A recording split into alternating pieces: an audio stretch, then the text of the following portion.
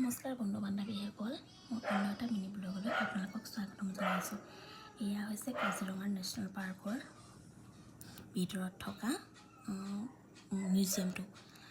ইমান ধুনীয়া বস্তু আছে চাবলৈ, বহুতেই বস্তু আছে, মানে আগৰ দিনৰ পুৰণি বস্তুবিলাক ইমান ধুনীয়াকৈ সাঁচি ৰাখিছে, বহুত ভাল লাগিল চাই। আৰু অলপ সৰু সৰু ভিডিঅ' কৰি ৰাখিছোঁ, যিহেতু আমাৰ ল'ৰাটো সৰু হৈ আছে, সি এইবিলাক একো বুজিয়ে পোৱা নাই, ক'ত গৈছোঁ কি চাইছোঁ। সি ডাঙৰ হৈ যাতে চাব পাৰে, সেইবাবে অলপ ভিডিঅ' কৰি ৰাখি থৈছোঁ। আৰু এইবিলাক হৈছে আমাৰ অসমৰ যিমানবিলাক জাতি জনগোষ্ঠীবিলাক আছে, সিহঁতৰ সকলোৰে পুৰণি দিনৰ সা সামগ্ৰীবিলাক ইমান ধুনীয়াকৈ সাঁচি ৰাখিছে সযতনে, চাই বহুত ভাল লাগিল।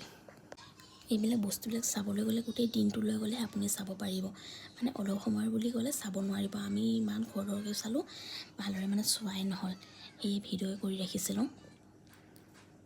ইমান যে কি মানে পুৰণা দিনৰ বস্তুবিলাক থৈছে, মানে তাঁতৰশালৰ পৰা লৈ জাকৈ, খালৈ, এইবিলাক আৰু বহুত ধৰণৰ কাপোৰৰ পৰা লৈ ইমান ধুনীয়া সামগ্ৰীবিলাক আছে।